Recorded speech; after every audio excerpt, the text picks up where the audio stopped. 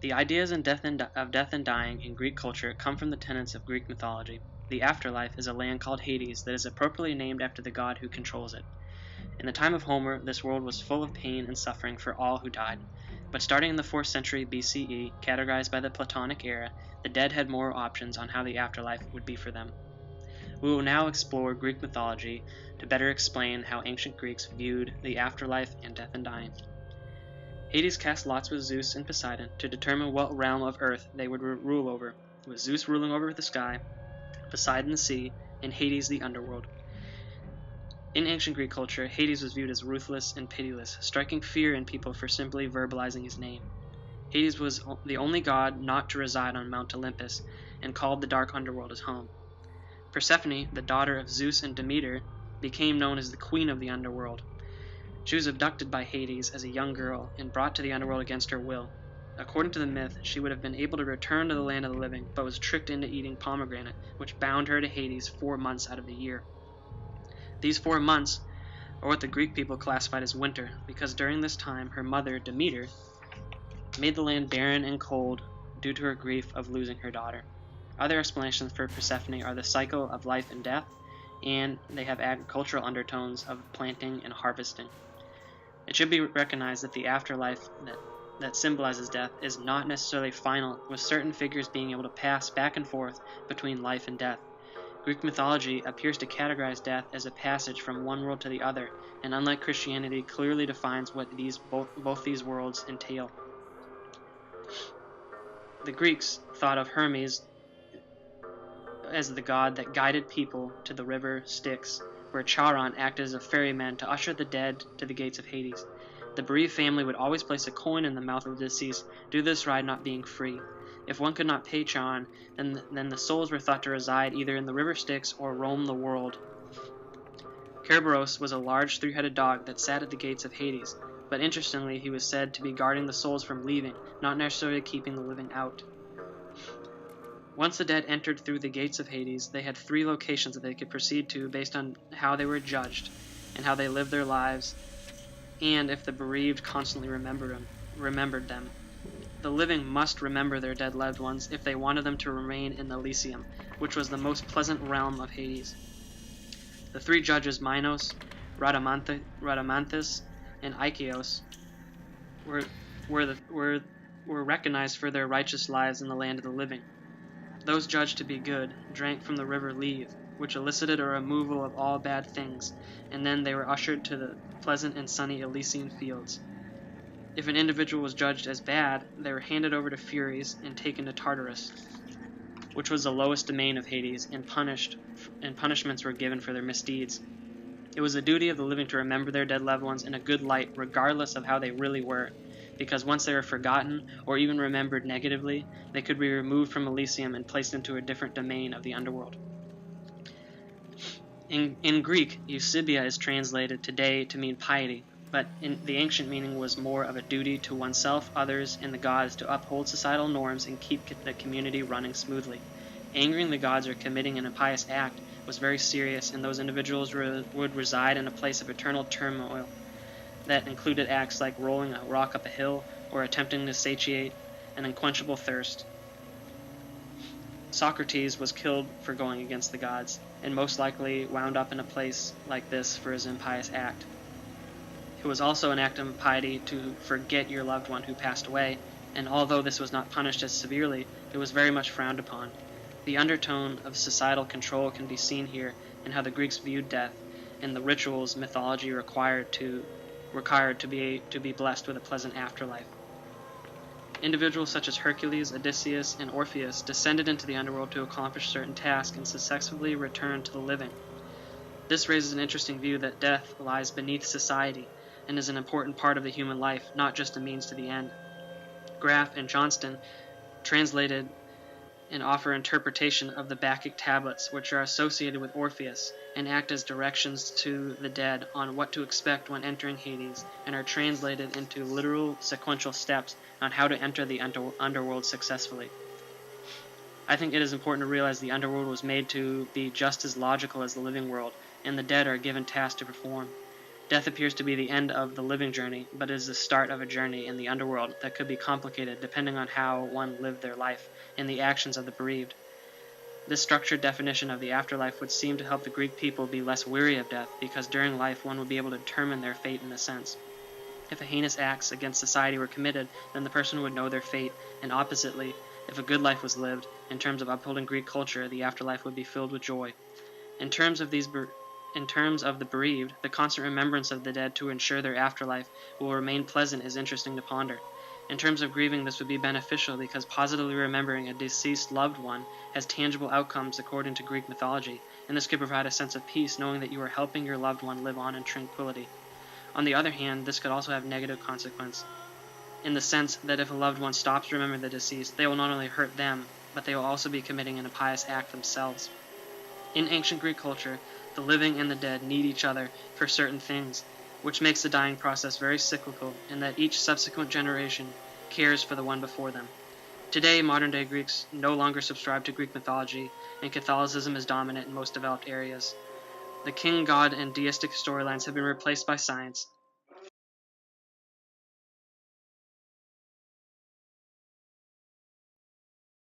In ancient Greece, because of the prevailing religious and cultural beliefs about the soul and the afterlife present in that time, there was much concern among the people in terms of what happens to the deceased after their death. This resulted in a myriad of burial rituals and dedicatory practices so as to make their death and their loved ones' deaths go smoothly, and to ensure good fortune on the deceased and their relatives. Some of the many funeral traditions that emerged from this time period, a few of which have been continued in modern-day Greece, include preparing the body following death, particular burial clothing worn by the deceased, and songs or chants used by those who were mourning.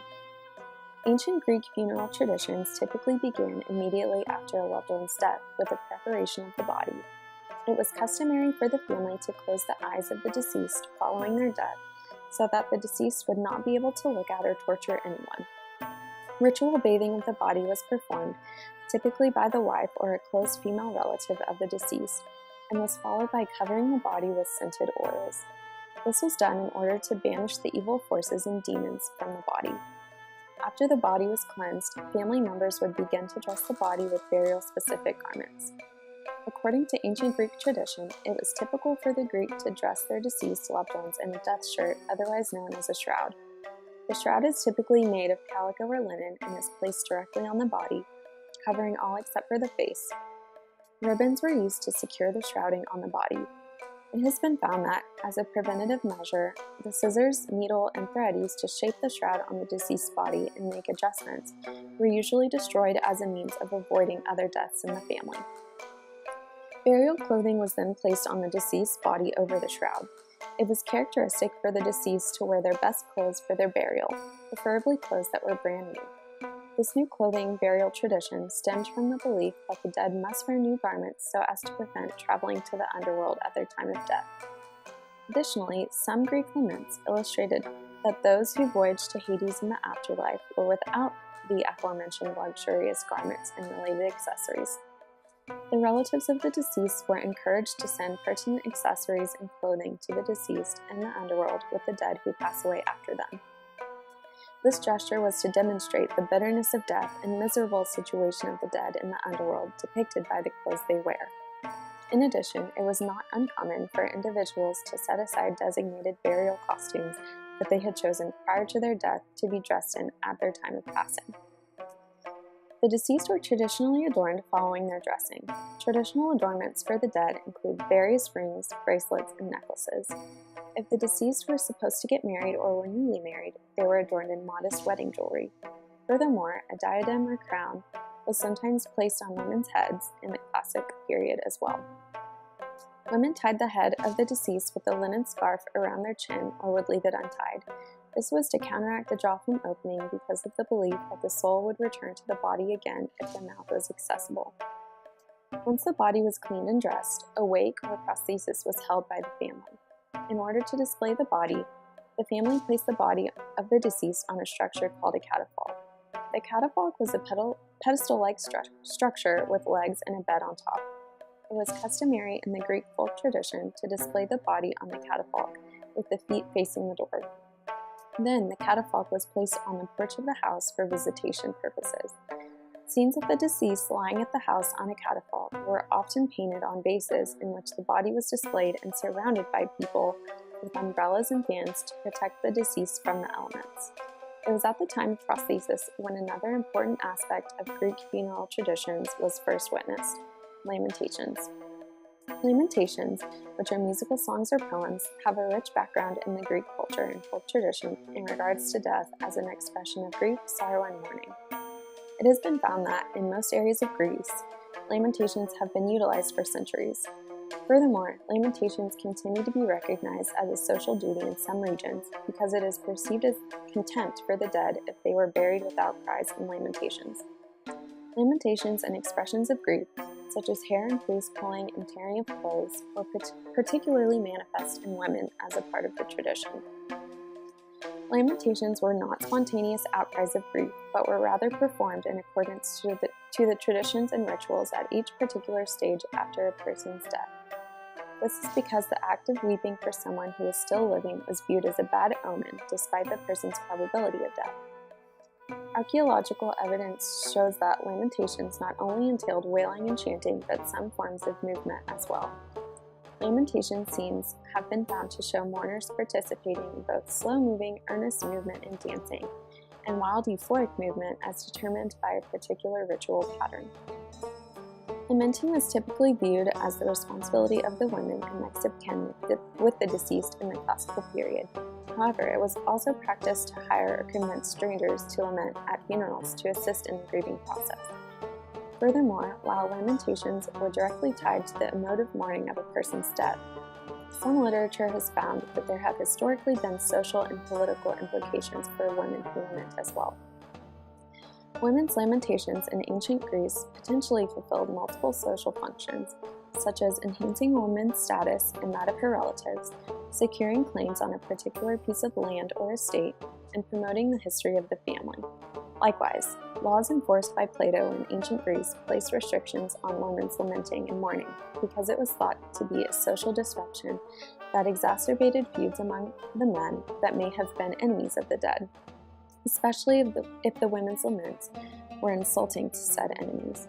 While research shows that in some circumstances lamenting was frowned upon in ancient Greek society, mourning, wailing, and lamentation were and still are viewed as normal and even necessary funeral practices in the Greek culture. It is evident that traditional funeral practices originating in ancient Greek times are very important and have impacted the way the Greek approach and interact with death, in some ways still today. This includes, but is not limited to, body preparation, burial garments, and funeral songs and lamentations. These traditions allow us to better understand the foundational social, religious, and political values and beliefs that have influenced the death rituals in Greek and culture and society.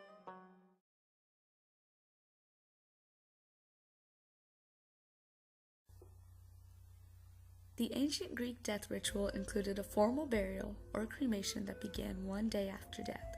The belief was that the soul left the body as a small breath or wind at the moment of death. Failing to perform the traditional burial or cremation ritual was considered an insult to the dignity of the deceased. The soul of the deceased is not considered at rest until the ceremonies have been completed. Delaying the funeral and allowing the corpse to lie for several days is considered extremely disrespectful and brings shame upon the family. While cremation is the usual method of disposal, the deceased may be buried. Greek cremations involve burning the body on a funeral pyre at the gravesite. The ashes were generally collected by a family member and placed in a vase. The vase was then buried along with gifts, jewelry, weapons, vases, and other items the family associated with the life of the deceased. The ancient Greek burial process consisted of 3 stages: prothesis, ekphora, and the interment. Prothesis is the stage involving laying out the body in preparation for the burial, similar to a wake. This stage was primarily completed by female relatives, such as the mother and sisters. The body was washed, adorned, and anointed with oils. Lamentations and visitations from relatives and friends occurred during this time to leave gifts and pay final respects. This stage is portrayed in Greek art on vases, featuring mourners surrounding the deceased. After 3 days, the deceased is transported from the home to the designated place of burial or cremation. This stage is called ekphora, which is essentially the equivalent to a modern-day funeral procession. The procession typically occurred before sunrise and was led by men and followed by women. Ekphora is generally held as early as possible before the sun rises, and the body of the deceased is carried either by chariot or on foot to the gravesite. The body was covered with a cloth, but the head was exposed due to Greek law. The final stage placed the body or the ashes into the grave, known as interment. There was generally a limited amount of objects placed on the grave, including jewelry, vases, and the other offerings. Libations, or liquid offerings, were placed in the grave markers. These offerings included wine, honey, milk, tears, and even blood. Following the burial, a meal known as the Peridion was held in honor of the deceased. The preparation of the meal allowed the relatives to share memories and commemorate the life of their loved one. In this time, the spirit of the deceased was believed to be present. A pot filled with water was placed outside of the home of the deceased as an indicator of death and contamination. The water in the pot allowed the guests to cleanse themselves of the miasma, or pollution, upon leaving the home. Historians previously believed that the feast occurred at the gravesite, as fractions of vessels thought to be cups and plates were discovered around the burial area.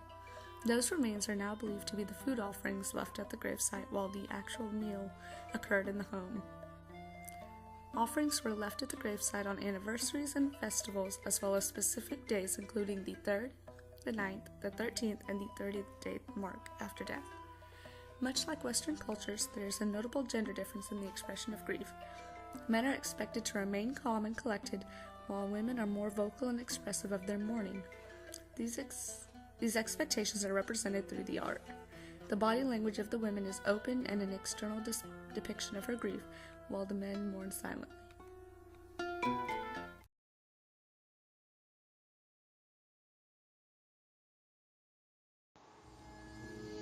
Ancient Egyptians believed the purpose of life was to nourish the seeds of the divine within us all. The Egyptians also believed that when their life on this earth was over, they would go on to an afterlife. The ancient Egyptians viewed the afterlife as a continuation of their life on earth. The bodies of the deceased would be buried with pots, tools, baskets, and things they used in everyday life for their journey in the afterlife. Egyptians believed if they did not live a good life or failed in this life, they would be able to get another chance and be reincarnated. If they lived a noble life after this world, they would join their god Hotep in what they called Fields of Hotep, also called Fields of Offerings, and also called Elysian Fields. Here a noble man could live in peace for all eternity. To the ancient Egyptians, the world was alive with spirituality and powerful forces. What they could not explain scientifically, such as the plague, they laid at the feet of the gods. If someone in the household became ill and the person could not be cured by the doctors, the family could make offerings to the temples and entreat the gods and goddesses for a cure. Magic was used to affect the workings of the physical world through spiritual means. In this way, the people of Egypt could take some control for themselves by offering, praying, and hoping for help, rather than sitting helpless in worrisome situations. One of the interesting things about these many gods and goddesses is the fact that they often share attributes and roles. Isis, for instance, was the mistress of magic, but she often wore the same headdress as her sister, Hathor, and the mistress of love and music. This is how Isis and Hathor were associated with one another. However, it is impossible for us to draw a sharp line when identifying gods and goddesses. Some Egyptologists feel that the Egyptians' understanding of religion was actually very complex, more than it has been understood in the past. With all the goddesses and gods somehow associating with each other, there's more of a sense of the divine than a sense of individuality. The Book of the Dead, also known as Book of Emerging Forth into the Light, may be the most well-known pieces of writing in Egyptian history. In this book, there is a spell to help the deceased pass the judgment of the Egyptian god Ma'at. Ma'at is the goddess of truth, justice, and order. Ma'at represents the universe's arrangement and societal peace and understanding. At the judgment, the deceased was led by Anubis to the great scale, where the heart was weighed against Ma'at, the heart placed on one side of the scales, and the feather of Ma'at on the other. If the two balanced, one was shown to have lived according to Ma'at and could enter into eternal happiness. If the deceased did not measure up, the heart was devoured by Amut, the Egyptian god who ate the souls of those who did not live a good life. And during the third dynasty, about the year 35 BC, there lived a learned physician, Imhotep, a healer of the ancient Egyptian people. He would later become the special god of medicine. The name Imhotep means he who comes in peace. Hotep was a kind and merciful god. He was a creative god who gave life to all men of Egypt. He was great in magic and all learning. He would be the protector of soul from the enemies once it left the body. In the ritual of embalmment, the soul was encouraged to move on to the next life with these words: Thy soul uniteth itself to Imhotep, while thou art in the funeral valley. Thy heart rejoiceth because thou dost not go into the dwelling of Sebek, but thou art like a son in the house of his father. In history, the Egyptians buried their deceased directly in the ground because Egypt's climate is very dry, and so the corpse would be well preserved in a dry spot. The tombs were simple graves dug in the earth, but for those who could afford them, they would be buried in rectangular mastabas, which were built of mud brick and were made in an intricate shape. Mastaba is a modern Arabic word that means bench, as these tombs do look a lot like benches. These mastabas would cause a problem for the families of the deceased because the body was not buried in the dry sand. It would not be preserved. The Egyptian concept of the soul dictated that there needed to be a preserved body on this earth in order for the soul to have hope of an eternal life. The Egyptians honored their loved ones by visiting the graves. This is when they discovered that the bodies of their loved ones would have rotted. The Egyptians would need to find a way to preserve the body, so the procedure of the mummification was developed. Mummification is the process of drying out and preparing the body to ensure preservation. The key ingredient in this mummification was natron, or natri, divine salt. It's a mixture of sodium bicarbonate, sodium sulfate, and sodium chloride that occurs naturally in Egypt, most commonly in the Wadi Natron, some 64 kilometers northwest of Cairo. It has a desiccating and defatting properties and was the preferred desiccant, although common salt was used in more economical burials.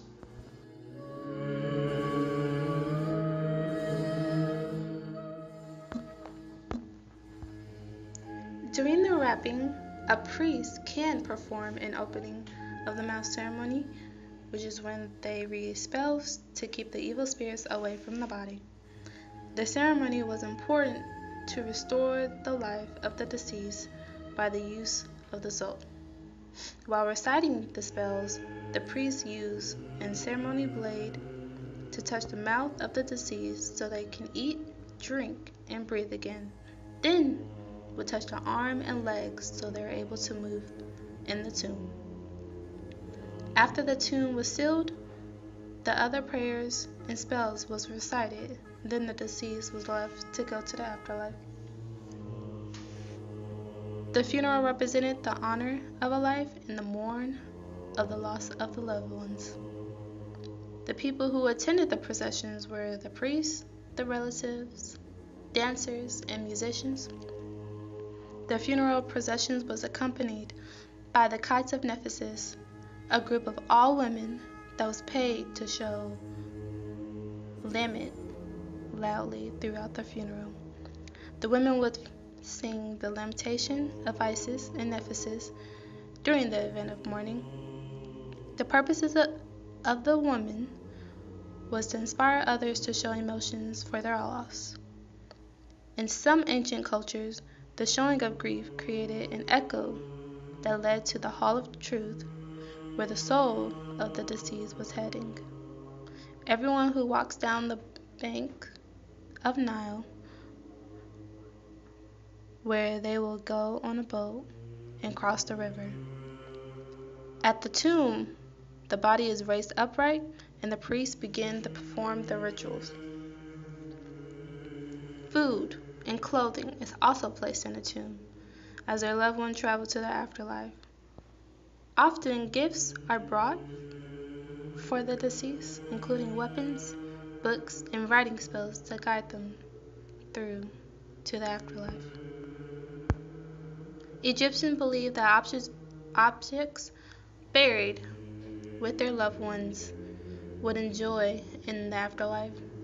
The loved ones would bury fine clothes, jewelry for the deceased. Some would even make jewelry to give the deceased for the afterlife. Some of the other materials and objects buried were rings, armbands, bangles, and pectoral made of gold. When the wrapping of the core of the body, the embalmers placed an amulet on the chest to protect the body on the course to the afterlife. The amulet was used to protect the body of evil spells and actions. There are different shapes of amulets. The heart scarab is an amulet to protect the heart from being lost or separated from the body. The scarab beetle represents the rebirth of the ancient Egyptians. After death, the Egyptians do not believe that it is the end of the life course, but rather a transition to eternal bliss. The priests taught the Egyptians that their souls lived on after death. The destruction of the deceased will cause problems and inhibit the soul from proceeding on. The body was important because the person could reach and enjoy the afterlife, which is the reason to preserve the bodies. When a person dies, it is believed that the soul is trapped in a mortal body, in which they provide an amulet, spells, and paintings to guide the spirits to proceed on.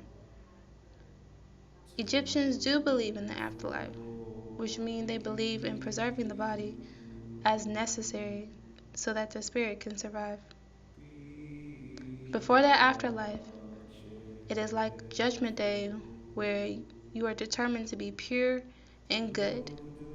If you are deemed good, then you will pass through and go to eternal Egypt that is similar to their life before. In the death rituals, the jackal mask was used to look like the god Anubis was featured in the ritual. The items that would be placed in the tombs were carried by servants. Not only did the deceased gain possessions of clothes and jewelry to take to the afterlife, there were food taken as a death sacrifice, including vegetables, poultry, meat. The opening of the mouth was performed as previously, either before or after. During the ritual, a close relative is burning incense. Garlands of flowers are known to be put around the neck of the coffin, and cosmetics were applied. After the ritual, often a feast is held where they celebrate the passing into the afterlife.